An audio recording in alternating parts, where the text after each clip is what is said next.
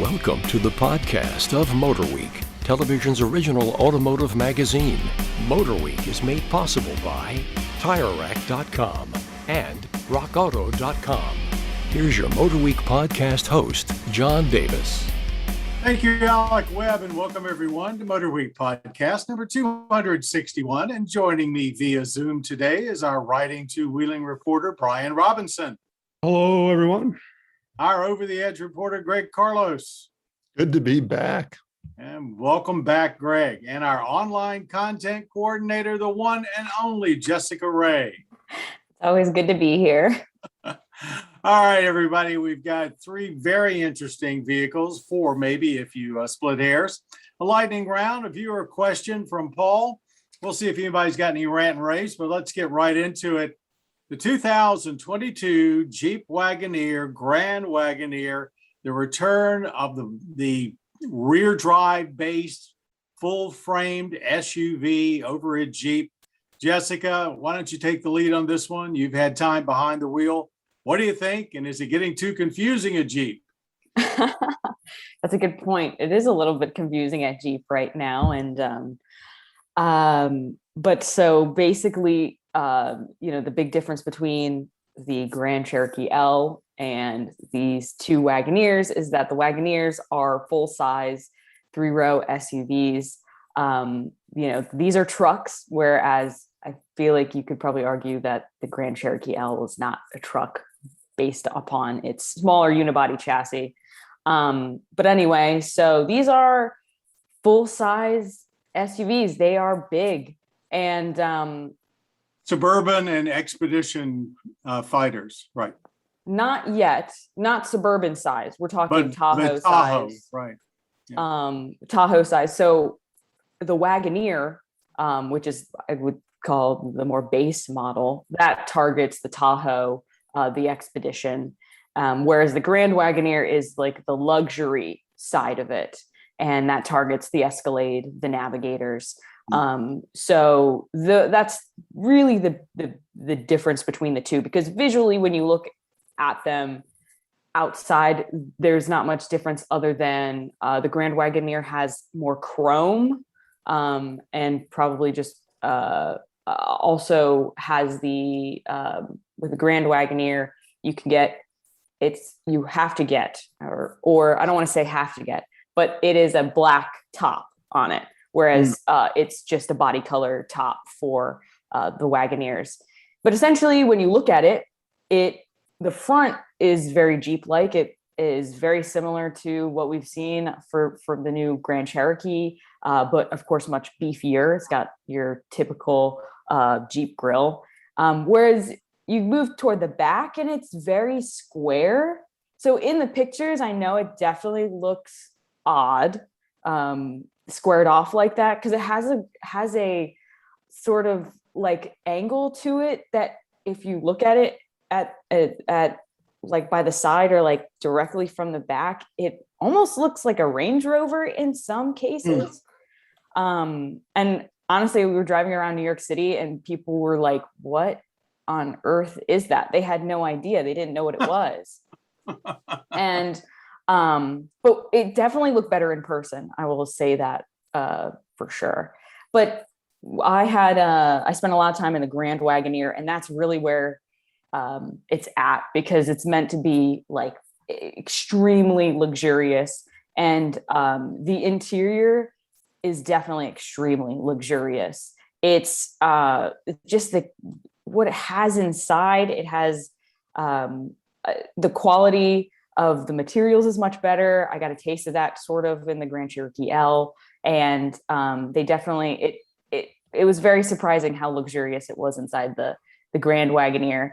And of course, the big thing is they have all these entertainment screens as well inside. So they have this screen specifically for the passenger that can control, very much like MBUX that we see in Mercedes, where the driver, or in this case, the passenger, can control the screens in the back of the car. So, and also the passenger can control the driver's screen. So say you need to change navigation. The passenger can just change the navigation and throw it onto the driver's screen, so that the driver doesn't have to do anything. So, and then of course, like there's parental, it's very much like one parent is driving, the other parent is in the passenger seat, and you can control what the kids are watching in the back. You can see those screens. All three screens have their own HDMI ports, so you can plug really anything into it. They come with the Apple Fire Stick, so you can basically watch anything anywhere. It has a wireless hotspot. So the technology inside is just, it's like every kid's dream, truthfully. And maybe even every parent's dream too, because even in the driver's seat, it's quiet. It's really soft because of the quadrilift air suspension. So it drives very nicely. So I could just imagine on a long road trip, like that's just a solid truck to be in. Yeah. Fellas, any comments? What was the pricing again? I remember it's very high.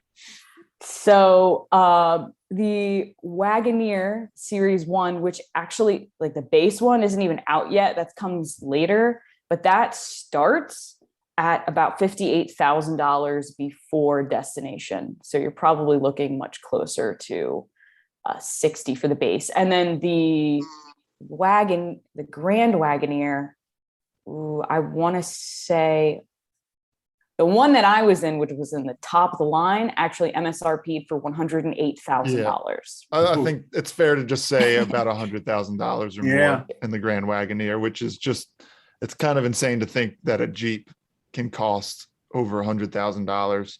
But I will say that when a new car comes out, it usually takes a few weeks for me to start seeing them on the road. I've already seen a Jeep Grand Cherokee L, a couple of them on the road.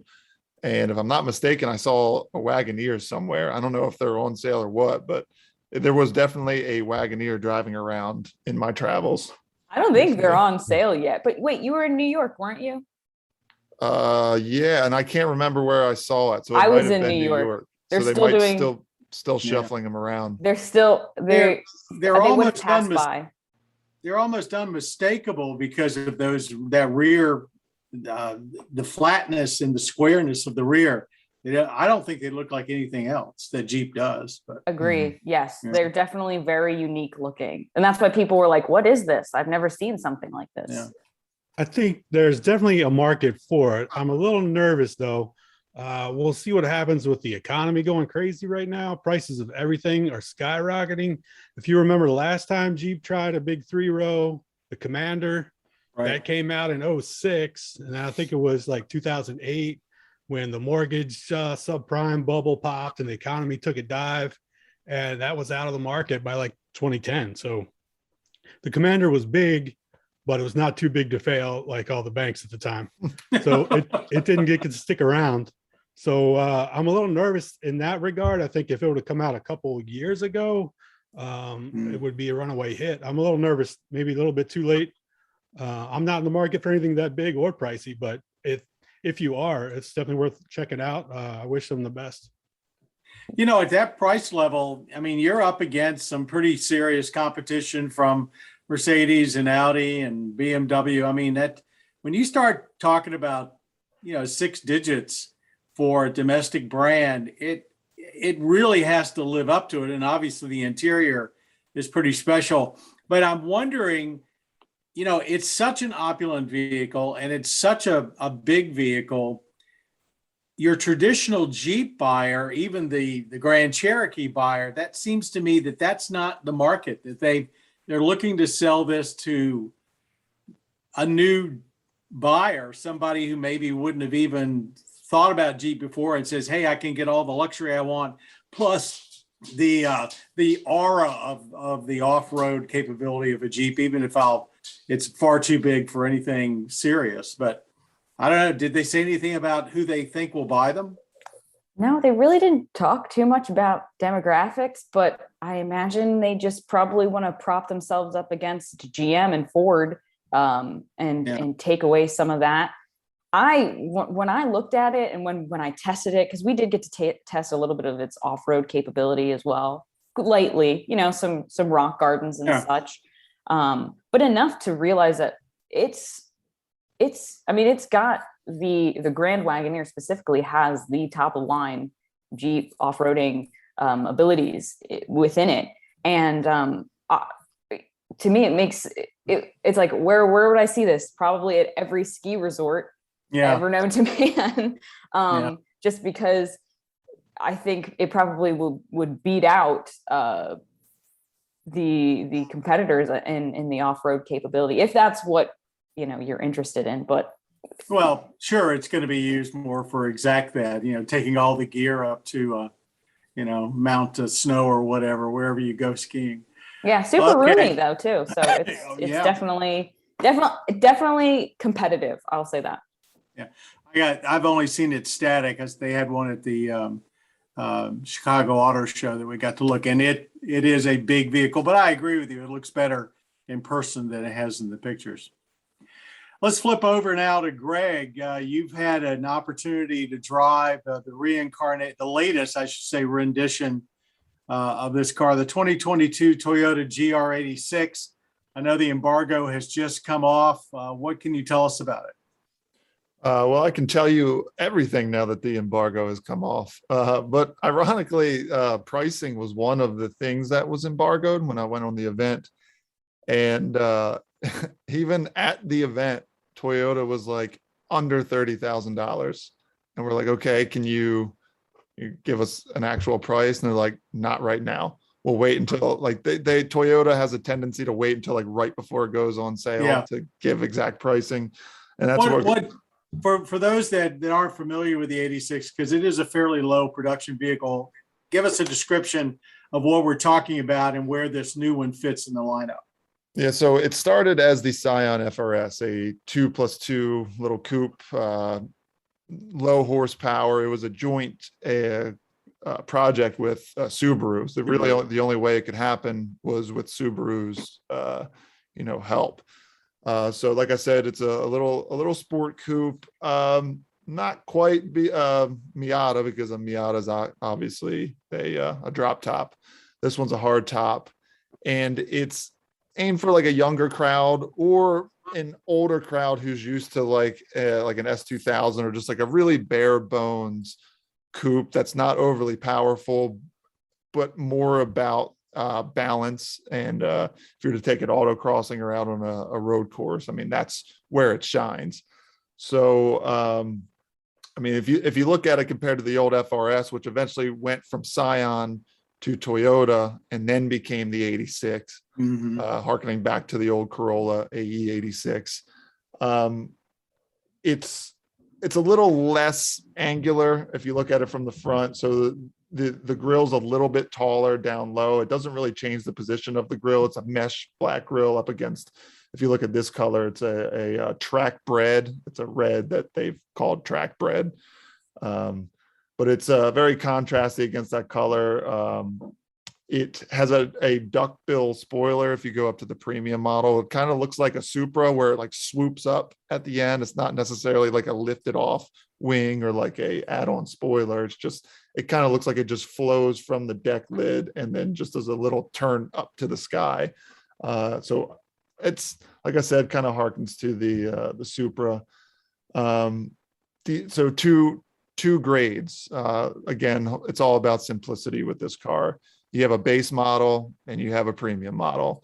There's some wiggle room in between about options and things like that, but basically that's it. You want a base with 17-inch wheels and less sticky tires, or do you want the premium model with some heated seats, Alcantara mixed in there with leather, and 18-inch wheels with Pilot Sport 4s, which, as I found out at the track I was at the other day, Monticello up in New York, it makes a huge difference.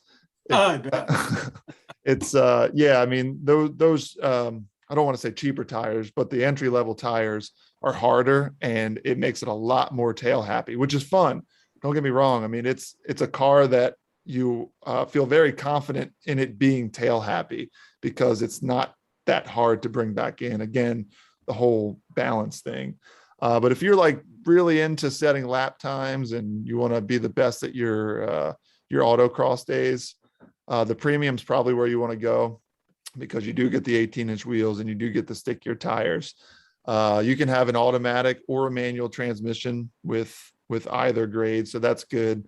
I did not confirm, but I heard that the current 86 sells like 80% automatic transmissions, which blows my mind for a car Just like sad. this. I didn't confirm that. That's what I heard. It's probably true. Which shocks me, because I mean, the automatic's fine, but why would you get this car and be like, I just want to drive around in an automatic? I mean, to me, it's all about the driver engagement, because it's not like a cushy car that you want to drive on road trips. It's something you want to go out and have a good time in. So, I mean, I hate to sound like a typical auto journalist, but I mean, the manual is the way to go in this one. They updated it for 2022. It's smoother shifting. I was able to test the current Gen 86 and the new one. And I mean, there's a vast difference between the two. They're both fun to drive. The whole personality of the first gen certainly transitions into the new one, but the new one is just much more refined, a little more powerful, because they go from a 2-liter boxer up to a 2.4. So you have 228 horsepower now, a little bit more torque. But the big story with that is, with the bigger engine, you have a wider torque curve, meaning that the power that was only available in the original up at like over 6,000 RPM is now available at 37 to 3,600 RPM. Might not sound like a lot or like a big deal to somebody who's just listening, but trust me, if you get in and drive it in any type of performance situation, I mean, it's noticeable immediately. Not like it's a completely different car power wise. It's still not a very fast straight line car. It's like 6 seconds to 60 in a manual version. But if you're going to use it on a track, autocross, you're going to notice a big difference with that earlier torque hit.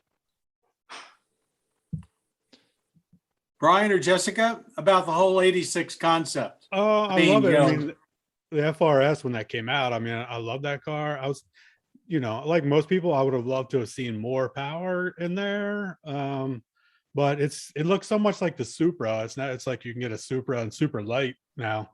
I'm sure it's incredibly fun to drive, and I'm sure you probably don't miss the extra power, or did you on the track?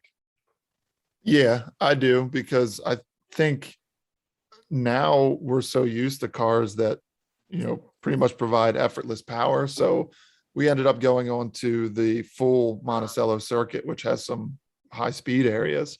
And you could tell it's just not that fast of a car. And the tuner market's going to get it. They're going to start throwing turbos on it. And I still feel like that's going to make it a really, really fun car.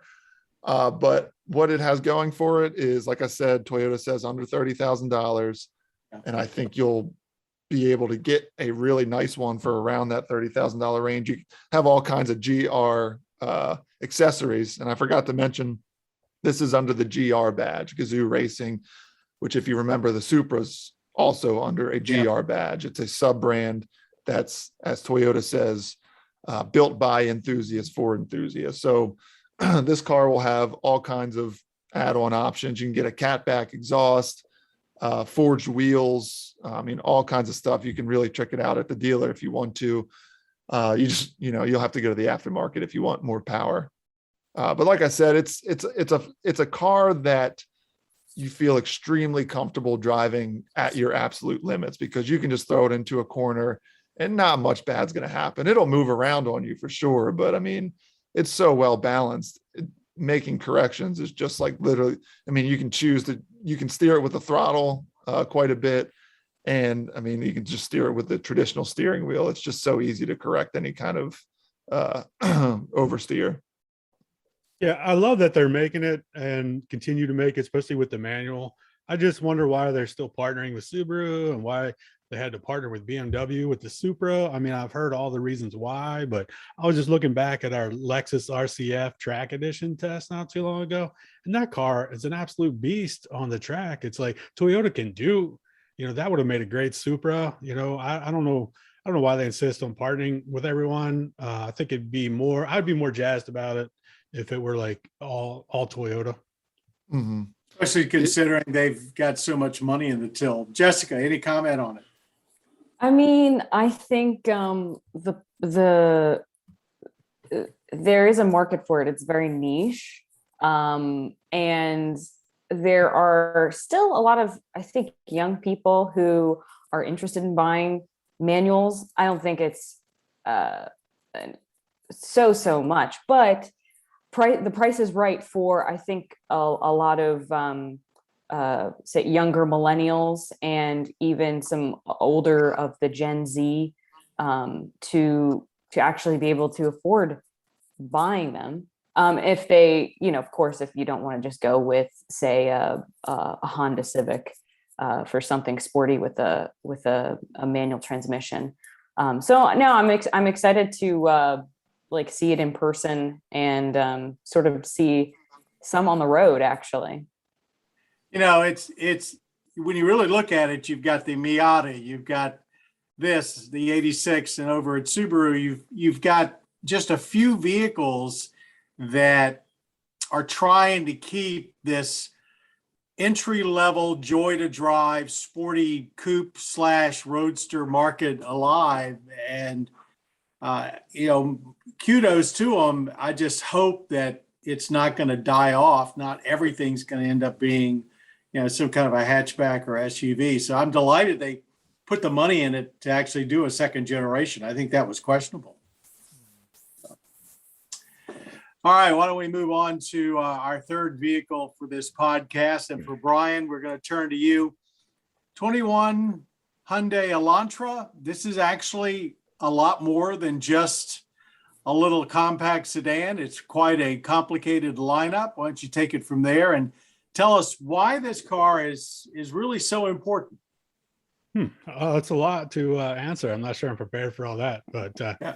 Saving the best for last. You mentioned that they in a complex lineup now. They do have high performance N and N line versions. They got a hybrid now. What we're talking about mostly today is just the base everyman 2-liter i4 Elantra with a naturally aspirated 147 horsepower engine. The whole Elantra lineup, it looks dramatically different. If you've seen it, Hyundai is not afraid to mix things up with styling. We've certainly seen that. It's longer, lower, wider, coupe-ish look. All the trendy boxes are checked off. But taking a page from the Lexus book, it's the whole front end is all grille. It's got this huge black, big blocky jewel pattern grille. It spreads across the whole face and then out to the headlights, like wings coming up the front. It's, you definitely see it coming at you. It's something different. But even more than that, down the side, they've got really aggressive body lines. We've seen that in a few other cars lately. There's really chiseled look. They got this big thick line coming out of the front. And then as it heads towards the rear, it kind of splits. One line goes up towards the deck and one line kind of points towards the rear wheels. So it's definitely aggressive looking. I'm not sure it's great looking. I'm not sure it's like a classic timeless look. It's definitely more modern and meant to appeal to people right now. It's got the long hood, definitely more sporty and aggressive than luxurious, I think. Whereas inside, it's actually very luxurious. Hyundai is really good at taking the things you see and touch the most, like the top of the dash, top of the door panels, the center console, everything's super high quality feel. But then when you go looking around, like the lower door panels and the dash, anything in the back seat, the trunk, that stuff looks a little more, entry level. But utilitarian. What's that?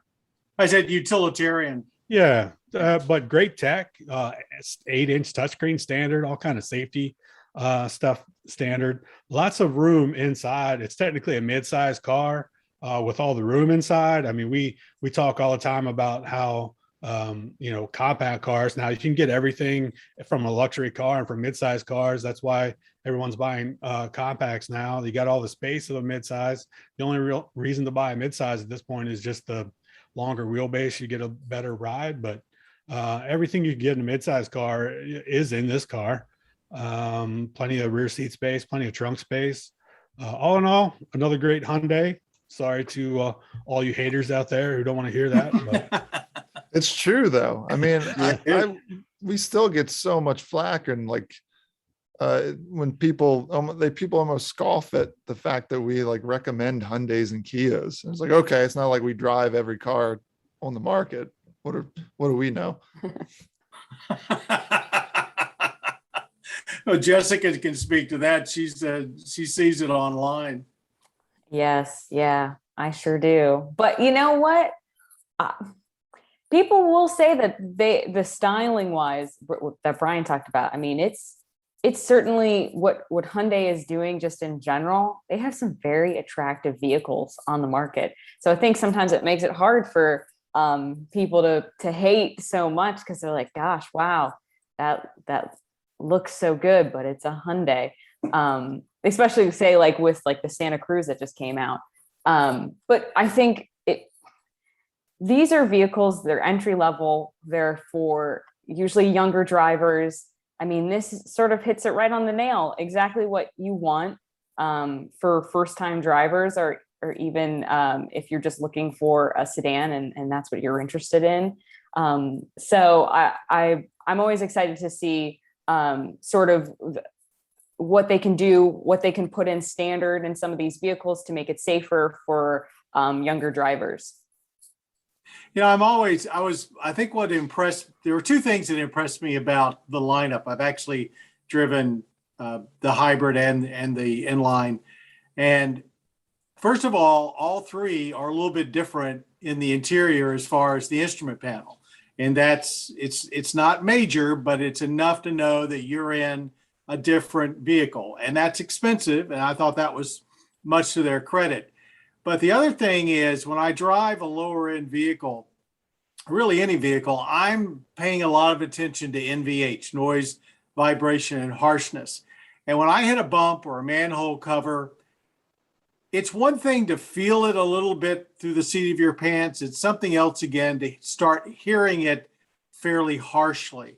And often your compact vehicles would be at cheaper designs of the suspension, or they just don't have as much insulation. You hear it more.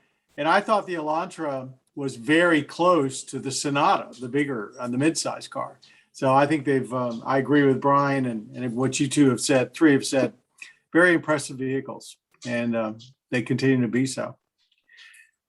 All right, I'll stop talking and turn it back to you for the lightning round. Basically, we always try and pick out a trending automotive topic. So let's take a break from discussing COVID, please, and talk about four initials, COPO. Chevrolet announced they will offer the non-street legal Camaro drag racer a COPO Camaro with a 572 cubic inch big block V8. The engine channels the spirit of the original 1969 COPO, which, by the way, stands for Central Office Production Order Camaro, and uses a 3-speed automatic. When's the last time we saw a car with a 3-speed? Buyers can add options such as a parachute. Okay. But the big block COPO will start at $105,000, another 6-figure Detroit vehicle. Obviously, Chevy doesn't sell a lot of these vehicles, but will a big block option increase sales? And I should say, will it increase interest in the Camaro? What do you think? Is it pronounced COPO? I've always called it COPO. It is COPO. Probably it's my fault. So, but really, the COPO or COPO thing started as a way for dealers to just order special batches of vehicles, and a couple of dealers said, "Hey, let's take the Camaro back in '69 and do something really outrageous with it." So, COPO. Thanks for the correction. Go ahead. Mm-hmm. Yeah, I don't know. I mean, they've sold like, what was it, 700 since they've restarted the program in 2012. Yeah. So I could see it sparking some interest. I mean, I don't know. I don't hang out at the drag strip a ton. I'm not sure what the crowd generally thinks of somebody who rolls up in a brand new COPO and just starts running times. And I don't know. I feel like there's a lot of people at the drag strip who put a lot of emphasis and have a lot of pride in building their own cars and things like that. So I'd be curious to, if anybody buys one and who's listening and takes it to a drag strip, let me know, because I just want to sit and observe how people react. The reaction. Yeah, Greg kind of hit on it. Yeah, most legit racers, they want to do everything themselves, but it is a turnkey package. I mean, you can buy it and show up and run some impressive times. I don't know if they'll sell any more of them. They'll definitely will drum up some more excitement, though. It's fun to talk about. I love the fact that they're doing it, but for any vehicle that you can't even legally drive on the street, sales numbers aren't going to be huge, especially when there's vehicles you can buy and drive on the street that have more horsepower. That's Good point. Good point. Yeah. I mean, I hope it drums up some Camaro press. I mean, that's not necessarily a bad thing. I would hate to see. Good thing. I know we've talked about it before, and it's just talked about in generals, is when it's almost when will the Camaro disappear at this point? And I would hate to see that. Again, right? Because I would hate to see that. My mom owns a 2010, and I grew up driving it, and I mean, it's a solid car, and we're losing sedans, and these really cool sort of powerful cars that are entry level muscle car, I guess you maybe could call it, going away. That does make me sad. I think it has to make us all sad, because I mean, these vehicles, they have a lot of legacy to them, the whole American automotive industry, and sport coupes are going away. I mean, look over at Ford. The Mustang is almost the only car they make in this or sell in this country, and GM's heading that way too. So if this could spark interest, so people, all right, they don't buy the Copo Camaro, but they go in and buy something else, that would be a good thing. Why do you think they started to do this? They just trip over some extra big blocks hanging around? And could be that oh simple. Man, we put these away and forgot about them. It also might be that they want to create a market for these to be collectibles. They could be the last big block Camaros ever. It's very possible that the next Camaro, if there is one, will be an EV, for all we know. That's what I was thinking, John. I was thinking something along the lines of almost a send off for these really big engines. Because I feel like when we see with Dodge, they're sort of putting the Hellcat in a bunch of things now and getting it over with before emissions is going to hit them and they can no longer sell them. So on that point, I mean, sometimes you got to let the engineers just have some fun. I mean, they make their jobs miserable, I think, on a daily basis, making them not do cool things. So every once in a while, you just got the Dodge Demon. Nobody was asking for that. That was just the engineers. Hey, let's go do this behind closed doors, and then maybe they'll let us sell it. So sometimes you got to let those guys just enjoy their job for a change. I agree with that. I do think that some of these last big V8, are going to find their ways on a collectible list. And of course, the key to that is the fewer, the better.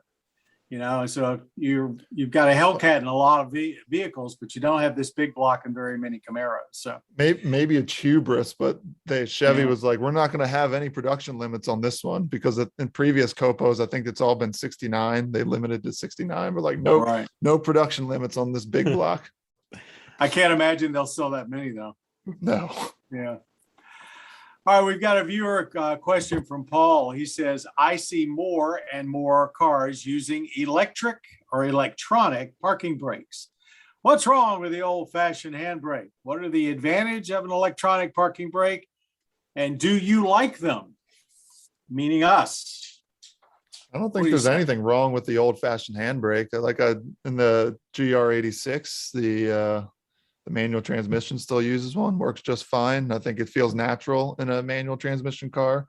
But like everything, they found a better way. It still works basically the same. They just use an electric mechanism to pull on that cable. I will say I do like them, unless they do not disengage when I hit the gas pedal or the clutch, because I just feel like if it's electronic, it should be tied in and understand when I want to pull away. The whole idea is convenience.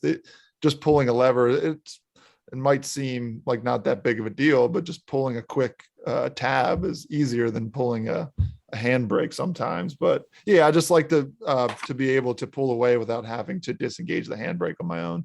Yeah, convenience. I think another big thing is space savings. Instead of having that handbrake take up the whole console, you can now just have a button, free up space for all your cell phones and whatever other gadgets in your, jewel pods or whatever else you need to carry in your center console. Go ahead. No. My other pet peeve, I just want to get it out there, is that when you're forced to choose a direction with the parking brake. So these electronic parking brakes, it's like a pull to engage and a push to disengage. Some of them, I don't see why it can't be either way for both of them. Because like sometimes, like I know again, it's a problem that just we have because we're in so many cars, but just like I want to hit it, whatever I'm feeling at the moment, and it just works. But if it's not super obvious, some are super obvious whether how it operates. Some are kind of vague. So yeah, just make it super obvious, and I got no problem with them. Yeah, electric all the way. I have to say, Really? I have the typical handbrake, and I don't like it at all. It sounds horrible. It's sometimes tricky to engage and disengage. I don't know whether it I have. It sounds horrible. How are you using it? I use it on hills. That's really when I use it. How do you make a U-turn, Robinson? Yeah, I was going to say, what about car control, and what about being able to ease that brake off when you're on an incline and you've got a manual transmission car? You can't do that with electronic parking. Let's say the 10 people who buy a manual transmission, they're going to use the hill assist because they all have a hill assist in some way. I mean, it's very rarely do you get into a modern manual that doesn't have some sort of hill assist. So I went on a Jaguar. I can't even remember which Jaguar. I apologize, but they were actually one of the first, believe it or not, to have an electronic parking brake. And like everyone's like, well, what do you do in an emergency? Like you just press the button, or how does it work? And they were specific. Like if you're driving and you just touch it once, it's not going to come on. If you pull it up and hold it, it will engage like a real emergency brake. And they encouraged us to do it. So like we were all driving around just pulling on this thing and locking up the rear tire. It was a fun event. Well, I think Brian, I think you hit on the space saving aspect. That's probably the number one reason that they're going away. Just like console shifters, they want to use that space for a lot of other things, multiple cup holders and cubby holes, and that's what people want. But I've actually got a truck with a pedal parking brake. That's how old it is. But I miss the hand brakes. But there you go. It's gone. Thanks, everybody. And thanks for all of you out there for listening and watching today. Our podcast crowd, Brian, Greg, and Jessica, thanks for taking the time. And all of you out there, we all should give thanks to Jim Bigwood, our audio supervisor, who makes sure that we sound just crystal clear. Greg's our podcast creator. Like I said, we're welcoming him back. Producer, not creator. What? Producer. Our creator is the one and only Bob Mixter. To all of you out there, if you are just stumbling upon us, we hope you'll actually watch MotorWeek, the television series. You can go to motorweek.org, pull down the About the Show tab, put in your zip code, and see which public television stations around you carry us. Or you can hop on over to the Motor Trend cable channel. We usually have a new episode there every Tuesday evening. We encourage you to go to our youtube.com/MotorWeek website, where you can see thousands of the segments that we have done. And we're also in the streaming service of PBS Living, a Prime channel. So we're out there. If you've got a video screen of any type, you can be a part of MotorWeek. Thanks very much for everyone joining us, and we'll see you next time. And again, thanks very much for being a part of MotorWeek. You've been listening to the podcast of MotorWeek, television's original automotive magazine. MotorWeek is made possible by TireRack.com and rockauto.com. For additional information on podcasts, videos, and showtimes, visit our website at motorweek.org. And watch MotorWeek, television's longest-running automotive magazine series, each week on your local PBS station.